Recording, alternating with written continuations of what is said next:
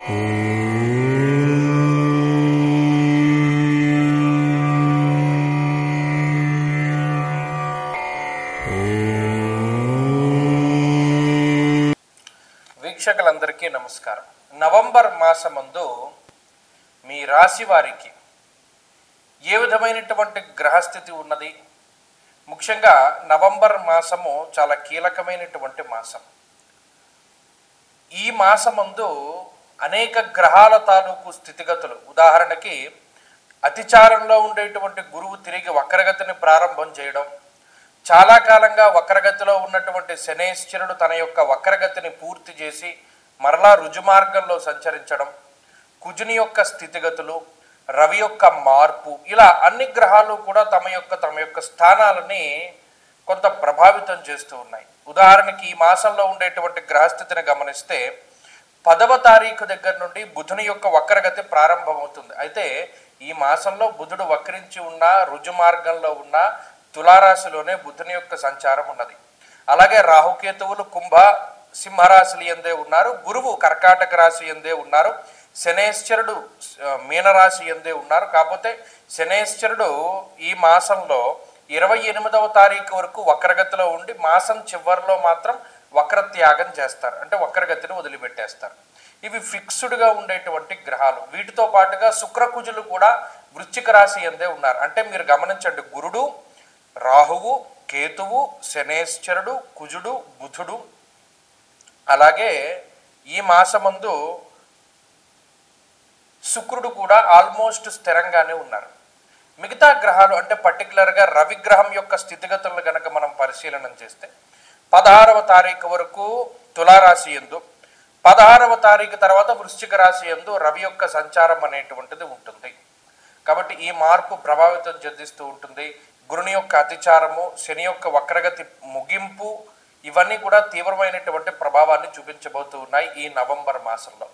కాబట్టి ఇటువంటి గ్రహ సంచారాన్ని అనుసరించి మీ రాశి వారికి ఏ విధమైనటువంటి ఫలితాలు కలగబోతూ ఉన్నాయి అనేటువంటి విషయాన్ని చాలా క్లుప్తంగా ఈ వీడియోలో మనం తెలుసుకునేటువంటి ప్రయత్నం చేద్దాం. మకర రాశి వారికి నవంబర్ మాసము చాలా అద్భుతమైనటువంటి మాసంగా మనం చెప్పుకోవచ్చును. కారణం ఏమిటి అంటే ఈ రాశి వారికి గురుబలం ఉన్నది, రవి బలం ఉన్నది, బుధ బలం ఉన్నది, శుక్ర బలం ఉన్నది, కుజ బలం ఉన్నది, రాహు బలం ఉన్నది. అంటే దాదాపుగా ఈ 2025వ సంవత్సరంలో ఎప్పుడూ లేనటువంటి విధంగా 5 నుండి 6 గ్రహాలు ఒక నెలలో ఖచ్చితంగా యోగించేటువంటి పరిస్థితులు ఈ నవంబర్ నెలలోనే ఉన్నాయి. గత 3-4 మాసాలుగా మీరు వీడియోలు చూసే ఉంటారు. దాంట్లో నేను నిక్కచ్చిగా చెప్పేశాను, ఏమని బాగాలేదండి, గ్రహస్థితి బాగాలేదు, మాస ఫలితాన్ని బట్టే వార ఫలితాలు వస్తాయి, కాబట్టి వారంలో కూడా నేను బాగాలేదని చెప్పిన సందర్భాలు ఉన్నాయి. బాగాలేదంటే చాలామంది పాపం ఎందుకు ఎప్పుడు చూసినా మకర రాశికి మీరు నెగిటివ్ చెప్తారు అనేటువంటి ధోరణిలో మాట్లాడినటువంటి వారు ఉన్నారు. కానీ ఏనాడు శాస్త్రాన్ని తప్పి మాట్లాడిన పరిస్థితులు లేవు. ఎందుకంటే అందులో ఉన్నట్టు మనం చెప్పేస్తే ఇందులో జాగ్రత్త పడేటువంటి వాళ్ళు జాగ్రత్త పడ్డారు.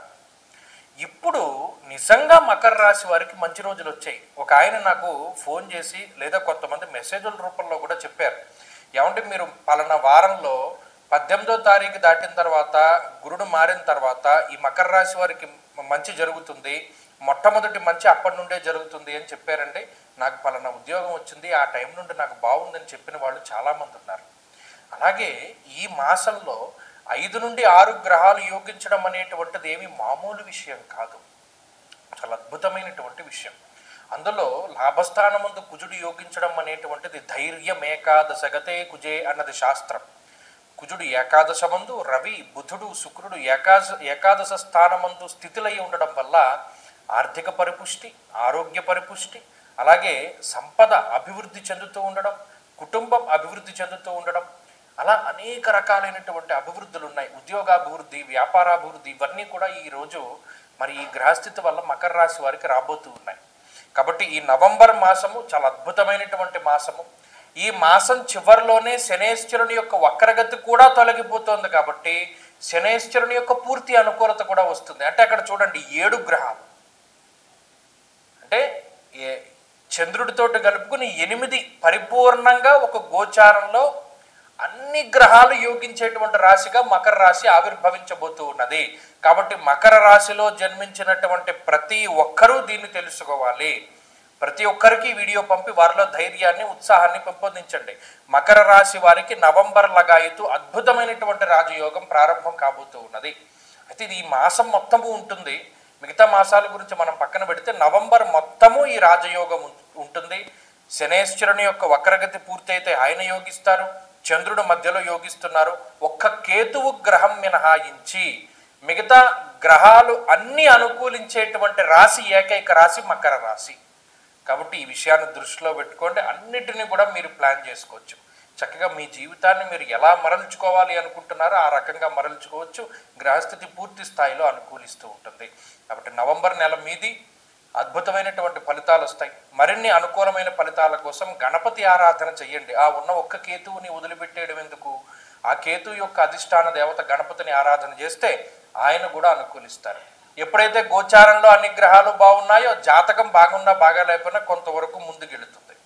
జాతకం కూడా బాగుంటే మహారాజయోగ దశ నడుస్తుంది. కాబట్టి ఈ విషయాన్ని దృష్టిలో పెట్టుకోండి.